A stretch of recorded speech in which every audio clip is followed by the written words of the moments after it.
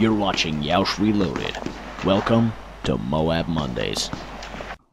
What is going on, Yeousch Reloaded? This is Gnarley Rick, and today I'm bringing you a quad Moab by Amp clan, as promised from last week. This is a 13.5-minute gameplay because I wanted the unedited version, uncut, just for you people so you can see it's genuine. We have a lot of really good Black Ops 2 topics to talk about in this, so I'm sure you'll be entertained for the whole thing.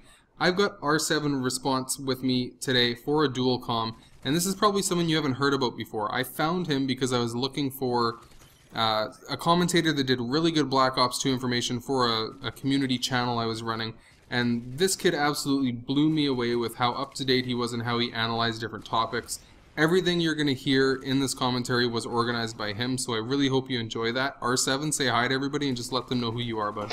Hey guys, what's going on? It's R7Response here, bringing you guys, like Rick said, the quad Moab, and I hope you guys enjoy that. And what I do on my channel is I like to do Call of Duty videos to entertain you guys. Sometimes I like to mix it up, throw in some Skyrim in there.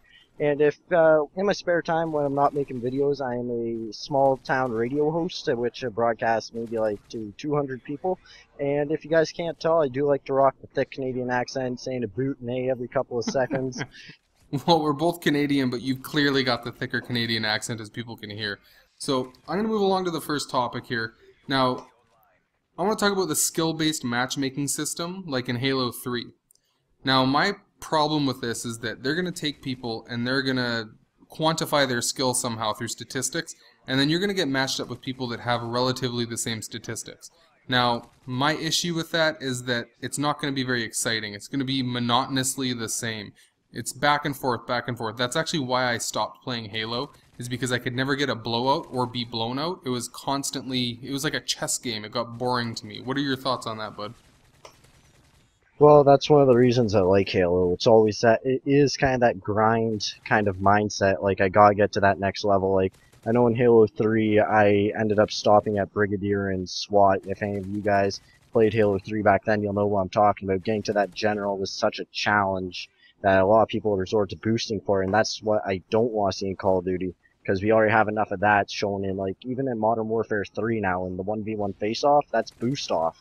And another thing that's gonna really affect is the YouTube community itself. Like, at this point, you have people, like, begging for, like, 100 kill games, like quad Moabs like this, like Amp Clan, Iker, Bullets, like, it's amazing to watch, but, like, it's going to be the death of these bigger guys. Like, they're not going to be able to pull off these huge skill games. So unless Treyarch introduces something like a social system, like Halo 3 also had, where you're going to be playing up against just people of a good connection, maybe they'll have it like where, maybe it's kind of like private matches, where they'll only have like silver text and ranked will be gold text, so people will be able to tell. But it's just going to pretty much have the YouTube community collapse on itself because of the standards that have been raised with Modern Warfare 3. Yeah, I agree with that, and the issue with that is that I just don't think for the general public it will be as fun.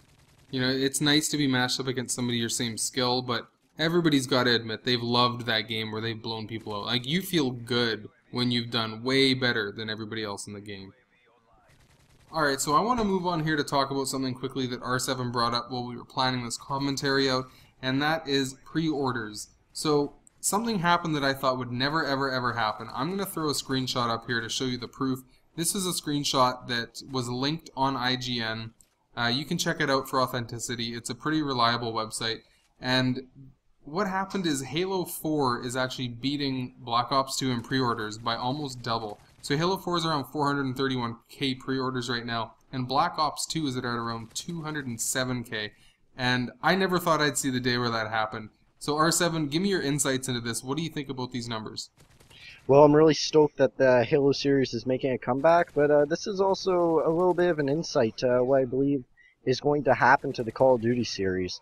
Now, we all know that the Nuketown 2025 map was leaked, and if you guys see, last week's pre-orders for Black Ops 2 was boosted by, I think, about 25,000 pre-orders. So I think that was a bit of a panic move on Activision's part. They saw that 343 was developing a good game and people were getting excited about it, so they needed to bring something back that people loved about Black Ops. And what did people remember most about Black Ops besides the shitty hit detection?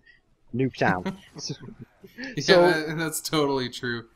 People, you can give us your thoughts on this in the comment section. Do you think Black Ops 2 is not going to sell well? Do you think it's just too early in the game and you know, maybe in the last couple of months they're going to pick up a lot? I don't know, you can let us know what you think, but that's huge because I've never seen numbers that bad before.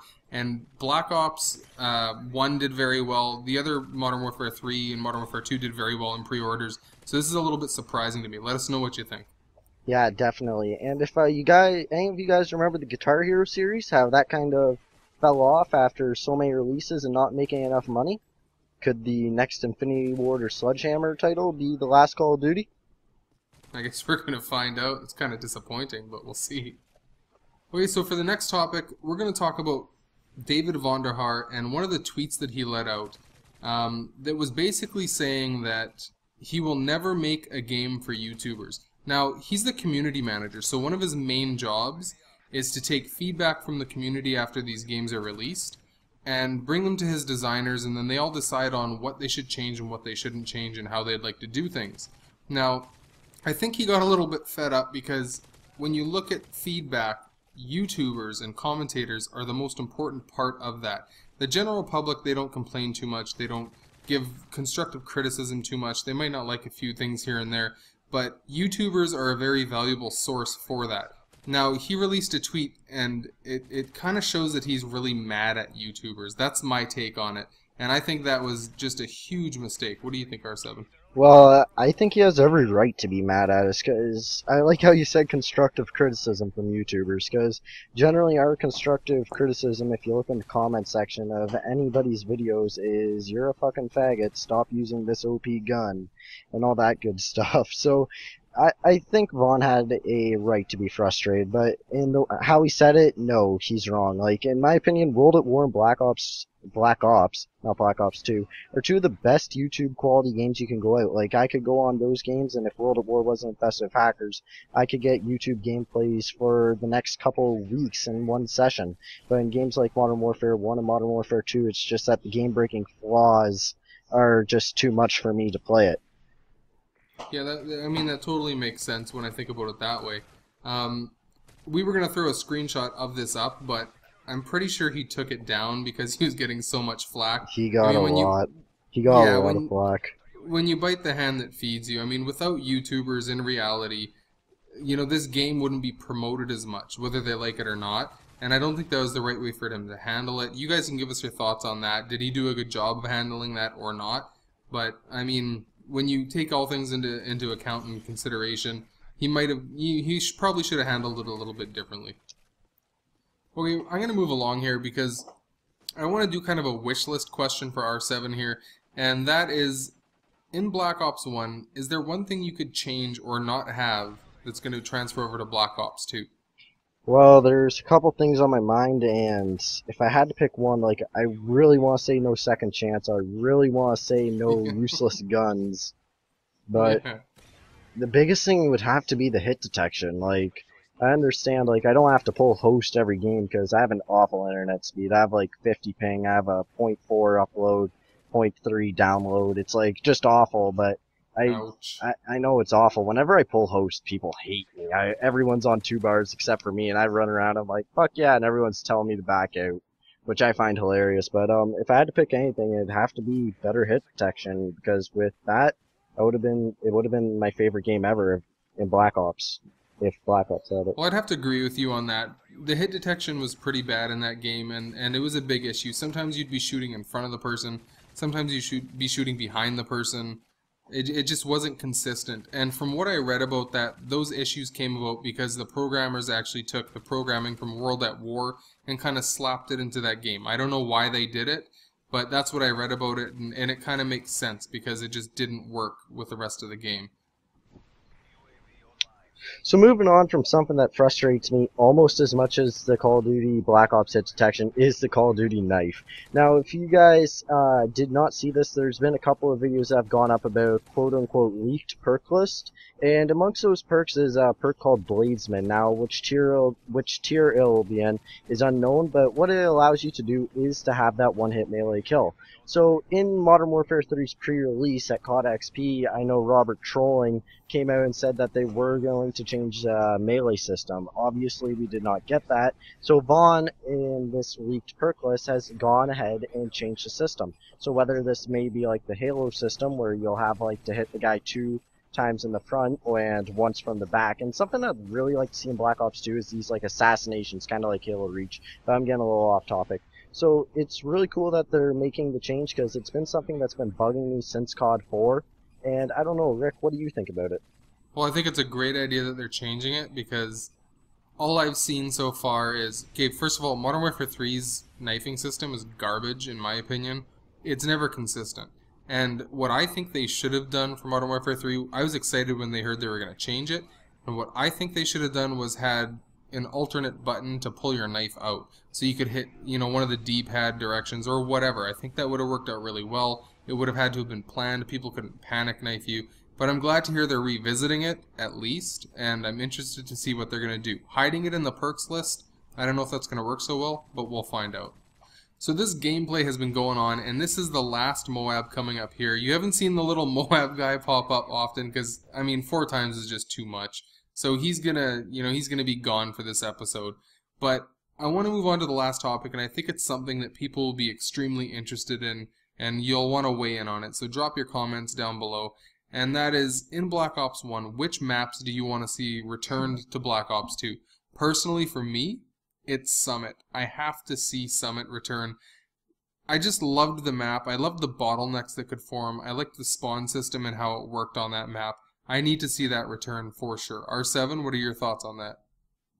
Me, if I had to pick one, it would probably be Firing Range or Jungle, but since we're getting Nuketown back, I'd like to see a variety map, so I'm gonna pick like the medium to larger one.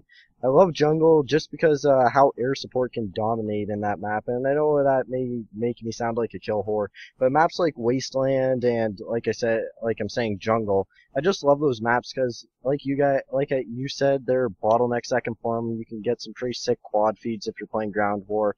I just love the map. Like, there's no real places you can hide except for Pride Rock, but like a quick nade up there, that camper's gone. And it's just a fun map, and I always seem to do well on it, so I really do enjoy that map, and if they don't bring that back, please bring back Firing Range. Yeah, Firing Range is a must. There's just so many good maps, but... Alright people, we really hope you enjoyed this commentary. I want to let you know you can go check out Amp Casual, who did the first console quad Moab.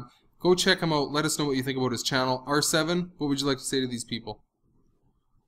I'm R7, and hope you, Rick said, I hope you guys enjoyed the quad Moab. Hope you enjoyed the thick Canadian accents that we had going on here, and I do believe we have one more. Youtubable, are you here, buddy? Yeah, I am. What would you like to say to everybody? This is so random on Moab Monday. What's going on? Oh, I would just like to say that if you really enjoyed the MOABs in this thing, I think you should definitely like, favorite, and subscribe this video, because I say it's awesome. Alright guys, thanks for showing up. Youtubable, you're a class act as always. Rachel, very nice to talk to you. We'll catch you all later. For more Beast Moabs, go to Gnarly Rick's channel.